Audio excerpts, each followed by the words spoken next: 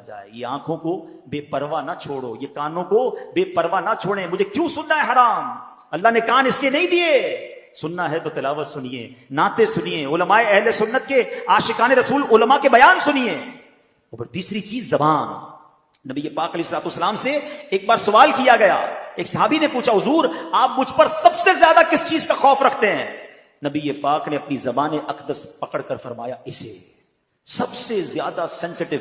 آپ کو پتا ہے جسم کے باقی اعضاء تو اوپن ہیں, زبان وہ ہے جس کے 32 پہرے دار ہیں, اور کسی باڈی پارٹ کے 32 پہرے دار نہیں ہیں. 32 دانتوں سے کنٹرول کیا گیا اس کو, مگر وہ 32 پہرے داروں کو توڑ کر بھی جب چلتی ہے نا تو پتہ نہیں کسی کا گھر توڑ دیتی ہے, کسی کا دل توڑ دیتی ہے, کسی سے جھگڑا کر دیتی ہے, کسی سے پارٹنرشپ ختم کر دیتی ہے, بیوی کو طلاق دے دیتی ہے. زبان کیا کچھ نہیں کر سکتی.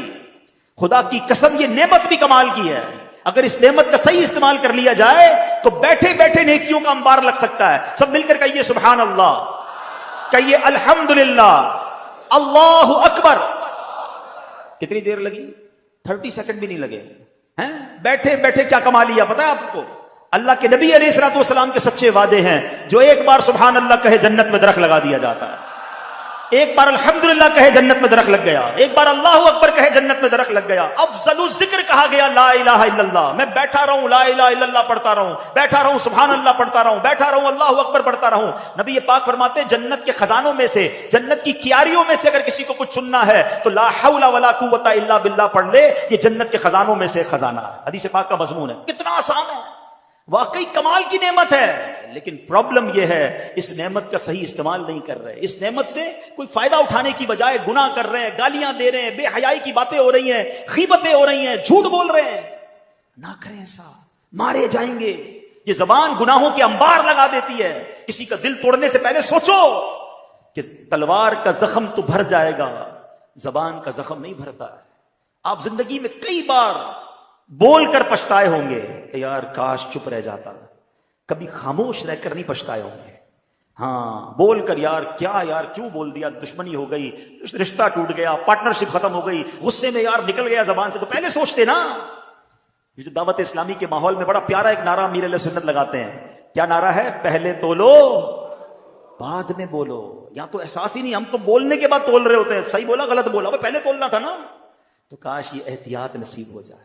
تو ان 3 چیزوں کو بچائیے گناہوں سے, آپ بہت سارے گناہوں سے بچ جائیں گے. ویسے اور بھی چیزیں ہیں, لیکن اگر آپ ان 3 چیزوں پر کنٹرول کرنے کا ذہن بنا دیا کہ آنکھ سے حرام نہیں دیکھوں گا, کان سے حرام نہیں سنوں گا, زبان سے حرام نہیں بولوں گا, ان تینوں کو اچھے کاموں میں استعمال کروں گا. قرآن کہہ رہا ہے اے ایمان والو اللہ سے ڈرو جیسا ڈرنے کا حق ہے. لیکن اب اگلا حصہ, اللہ اکبر ولا تموتن الا وانتم مسلمون. تمہیں اس حالت میں موت نہ آئے کہ تم مسلمان نہ ہو. مرنا ہے تو ایمان کے ساتھ مرنا ہے. یہ بڑا نازک مرحلہ ہے. لوگ کہیں گے جناب اس میں کیا بڑی بات ہے, میں ہوئی مسلمان, مروں گا تو مسلمان ہی مروں گا نا. اتنا آسان نہیں ہے. ہاں آؤ پہلے پیران پیر کا ذکر کرتے ہیں. غوث پاک تو ولیوں کے سردار ہیں نا, ان کے صدقے انشاءاللہ ہمارے ایمانوں کی حفاظت ہوگی. مگر سنو پیران پیر کا عالم کیا ہے, خوف خدا کا عالم کیا ہے. شیخ عبد القادر جیلانی کو ایک بار حرم کعبہ میں دیکھا گیا, کنکریوں پر سر رکھے ہیں اور رب العزت کی بارگاہ میں دعا کر رہے ہیں, اے رب کریم مجھے بخش دے, اگر میں سزا کا حقدار ہوں تو بروز قیامت مجھے اندھا اٹھانا کہ نیکوکار لوگوں کے سامنے شرمندہ نہ ہوں. خوف خدا اس کو کہتے ہیں. یا ایھا الذین آمنوا اتقوا اللہ حق تقاتہ, اللہ سے ڈرو جیسا ڈرنے کا حق ہے. ارے میں گناہگاروں کا سردار, مجھے شرم نہیں آتی اپنے اعمال پر. وہ ولیوں کے سردار ہیں اور اللہ سے کہہ رہے ہیں یا اللہ اگر میرے گناہ زیادہ ہیں تو اندھا اٹھائیے, میں شرمندہ نہ ہو جاؤں. آئے ہائے, یہ ہوتے ہیں اللہ والے. آگے سنو غوث پاک, اگلی آیت ہے نا وَلَا تَمُوتُنَّ إِلَّا وَأَنْتُمْ مُسْلِمُونَ. اس آیت کا اگلا جز سنو. میرے پیران پیر کو کیسا خوف تھا. ایک بار عید کا دن ہے, غوث پاک کہہ رہے ہیں, لوگ کہہ رہے ہیں آج عید کا دن ہے, عید کا دن ہے. عبد القادر کے لیے عید کا دن وہ ہوگا جب اپنا ایمان سلامت لے کر دنیا سے جائے گا. ان کو اتنی فکر ہے ایمان پر موت کی کہ قبر میں ایمان سلامت لے کر جانا. جب مجھے اور آپ کو یہ فکر ہے, آپ کو پتا ہے ساری زندگی روزے رکھے, ساری زندگی نمازیں پڑھی, صدقہ خیرات حج, ساری زندگی نمازیں پڑھی, اور اگر مرنے سے پہلے ایمان چلا گیا نا تو یہ سب کچھ زیرو ہو جائے گا. حدیث پاک میں آتا ہے ہر بندہ اس حالت پر اٹھایا جائے گا جس پر مرے گا. اب یہاں 2 باتیں ہیں, ایمان پر مرے گا تو ایمان پر اٹھایا جائے گا, कुफ्र पर मरेगा, कुफ्र पर उठाया जाएगा। ईमान भी बचाना है। और एक और बात सोचिए, शराब के नशे में मरेगा तो नशे में उठाया जाएगा। फिल्म देखते देखते मरेगा तो किस हालत में उठेगा? बदकारी करते करते मरेगा तो किस हालत में उठेगा? जुआ खेलते खेलते मरेगा तो किस हालत में उठेगा? सोचिए। आप कहेंगे नहीं भाई क्या ठीक है, मैं गलत काम करता हूं, मगर उस वक्त कैसे मरूंगा? तो आप में से किसी के पास इख्तियार है कि आप अपनी चॉइस से मर सकते हैं? कि मलकुल मौत आ गया और कोई शराब पी रहे हैं, नहीं भाई अभी नहीं आना, थोड़ी देर बाद मैं जरा नशा उतार लूं। You have time, you have authority. किसी को पता है मैं कब मरूंगा? आगाह अपनी मौत से कोई बशर नहीं, सामान 100 बरस का है, पल की खबर नहीं। भूल गए आप, जहाज में मौत होती है। पिछले दिनों की बात है, हम जर्मनी में थे, हमारे एक बहुत अच्छे साथी दोस्त जानने वाले थे, 35,000 फुट की बुलंदी पे जहाज में उनको हार्ट अटैक हुआ, उनका इंतकाल हो गया। अरे चलो जहाज को छोड़ो, हजारों मीटर समुद्र के नीचे भी तो मौत आई थी ना, भूल गए? थोड़े दिनों पहले का ही वाकया है ना। लाखों डॉलर देकर उस जगह पहुंचे जहां मौत लिखी हुई थी, बाप बेटा पाकिस्तानी मुसलमान। अगर वो ईमान पर गए तो अल्लाह उनकी मगफिरत फरमाए, गुनाह माफ फरमाए, हम दुआ करते हैं उनके लिए। लेकिन सोचो इधर भी मौत आ सकती है। कितनी प्लानिंग्स थी उनकी कि ये देखेंगे वो देखेंगे, वीडियो बनाएंगे। गालिबन वालिद की बर्थडे थी, वो बर्थडे पर अपने बेटे को लेकर गया। अरबों खरबोपति खानदान है। ये सब वाकयात बता रहे हैं कि मौत कभी भी और कहीं भी आ सकती है। हजरत सुलेमान के दौर का वाकया है ना।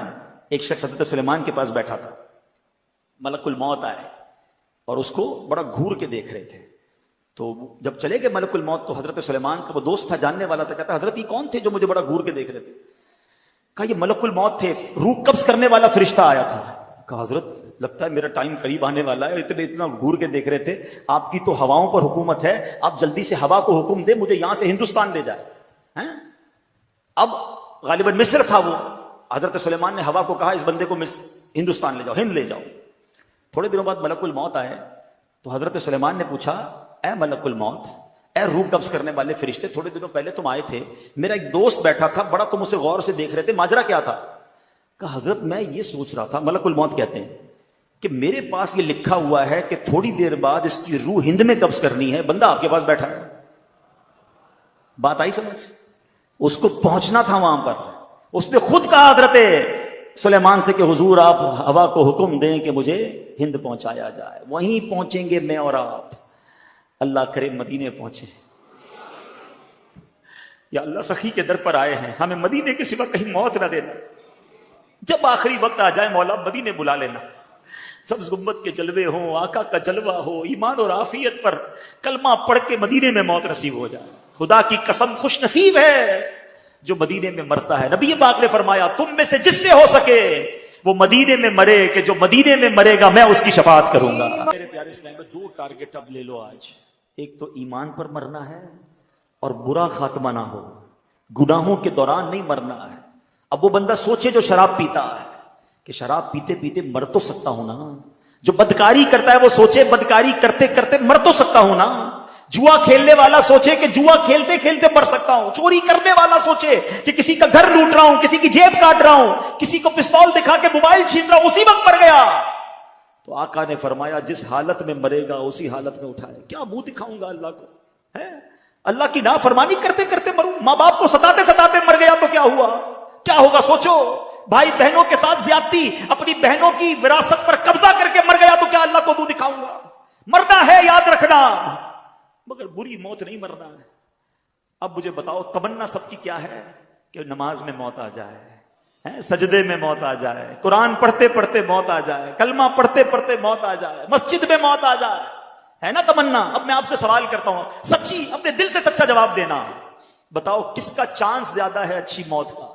उसका कि जो एक वक्त की नमाज नहीं पढ़ता है, जो बेहयाई के काम करता है, जो दोस्तों के साथ बैठकर गीबतें करता है, फिल्में ड्रामे गाने बाजे देखता और सुनता है, जो शराब की महफिलों में ताश की महफिलों में बैठता है, उसको मौत आएगी तो क्या उसको सना सजदे वाली कुरान वाली तिलावत वाली मौत आएगी? ये सच बताओ उसका चांस ज्यादा है जो 5 वक्त बाद जमात मस्जिद में नमाज पढ़ता है, रोज तिलावत कुरान करता है, 313 बार कम से कम रोजाना दुरूद पाक पढ़ता है, अपने माँ बाप से जब मिलता है उनके हाथ चूमता है, मुसलमानों को नेकी की दावत देता है, कभी दर्स में बैठता है, कभी इज्तिमा में जाता है, कभी मदनी मुजाकरे में जाता है, कभी मदनी काफले में जाता है। अरे मौत तो सबको आनी है, دل سے اپنے دل پہ ہاتھ رکھ کے بتاؤ کس کا چانس زیادہ ہے کہ انشاءاللہ جس کی اچھی موت آئے گی؟ یقیناً اس کی آئے گی جو روزانہ اچھے کام کر رہا ہوگا. میں سچ بتاؤں، عقل مند وہ ہے، وہ کام چھوڑ دو جس حالت میں مرنا نہیں چاہتے، کیونکہ اگر اس حالت میں مر گئے نا تو واقعی مارے جائیں گے. اللہ مجھے اور آپ کو اچھے کاموں میں لگا دے، نیکی کے کاموں میں لگا دے. ہمارا جینا مرنا نیکی کے کام بن جائیں. ہم کاروبار بھی کریں تو حلال کمائیں، روزگار پہ بھی جائیں اللہ کی رضا والے کام کریں، ادھر بھی دکان پر نماز کا ٹائم ہو تو نماز پڑھیں، بدنگاہی سے ادھر بھی بچیں، موقع ملے تو نیکی کی دعوت دیتے رہے، تاکہ کبھی بھی اگر ملک الموت آ جائیں، کبھی بھی مجھے موت آ جائے تو اچھا کام کرتے کرتے اللہ رسول کی باتیں کرتے کرتے دنیا سے جاؤں. کاش یہ بات ہمیں نصیب ہو جائے کہ میں سو جاؤں یا مصطفیٰ کہتے کہتے، میں سو جاؤں یا مصطفیٰ کہتے کہتے اور پھر کھلے آنکھ صلی اللہ کہتے کہتے. تو ایک ٹارگٹ یہ لینا ہے کہ برے کام چھوڑ دیں جس حالت میں مرنا نہیں چاہتے، مرنا اچھی حالت میں ہے. اور دوسرا ٹارگٹ کیا ہے؟ ایمان سلامت لے کر جانا ہے. سیدی اعلیٰ حضرت فرماتے ہیں کہ جس کو زندگی میں سلب ایمان کا خوف نہ ہو، یعنی جس کو یہ خوف نہیں ہے نا کہ میرا ایمان چھن سکتا ہے، مرتے وقت اس کا ایمان سلب ہونے کا اندیشہ ہے، ڈر ہے کہ اس کا ایمان سلب کر لیا جائے. اے میرے پیارے اسلام بھائیوں، ایمان کی جو ڈاکو ہے نا وہ گھوم رہے ہیں. ہاں اس وقت بہت برا حال ہے.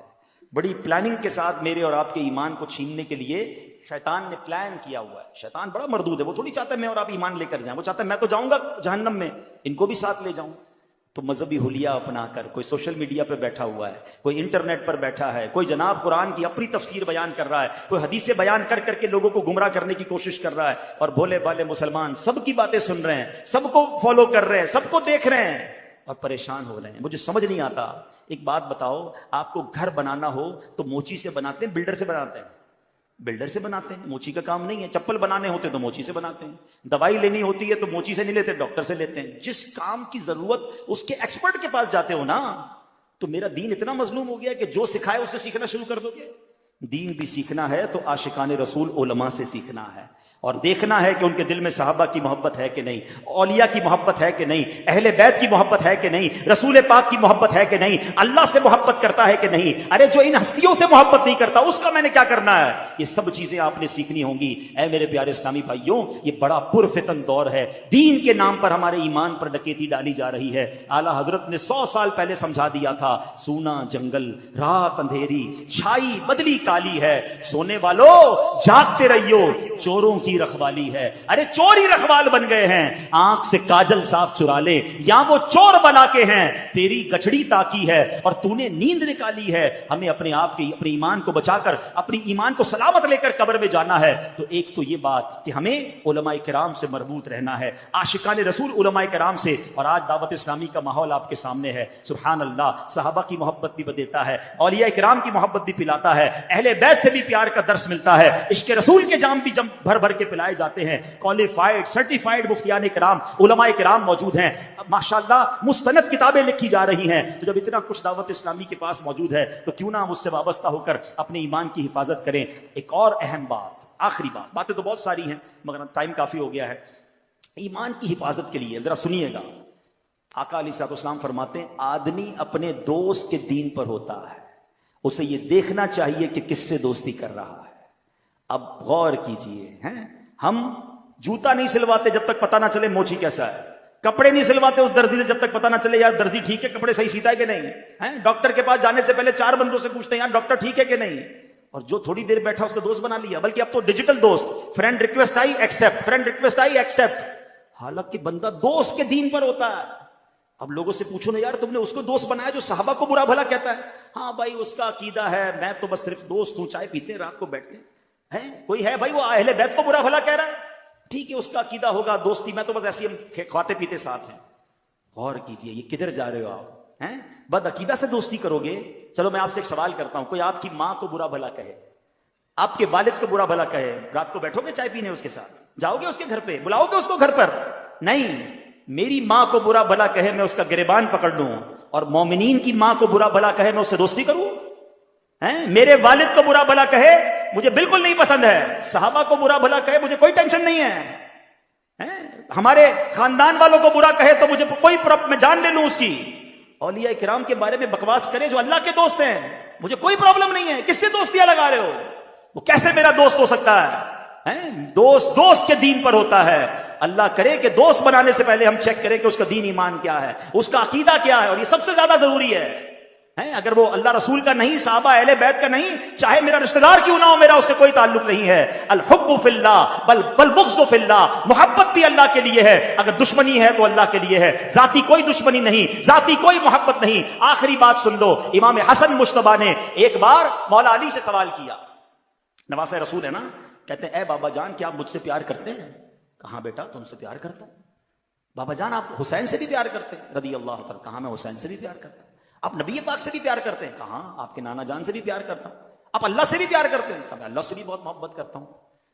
تو چھوٹی عمر میں تھے، کہتے ہیں بابا جان ایسا کیسے ہو سکتا ہے، ایک دل میں اتنی ساری محبتیں جمع کر لی آپ نے؟ امام مولا علی تو پھر مولا علی ہے نا، کیسا جواب؟ آقا فرماتے میں علم کا شہر ہوں، علی اس کا دروازہ ہے۔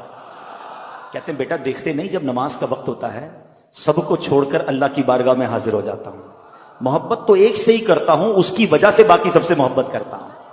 ہمیں جو صحابہ سے پیار ہے نا وہ اللہ کی وجہ سے ہے، اولیاء سے پیار اللہ کی وجہ سے، اللہ کے پیارے ہیں نا، نبی پاک سے پیار کیوں ہے؟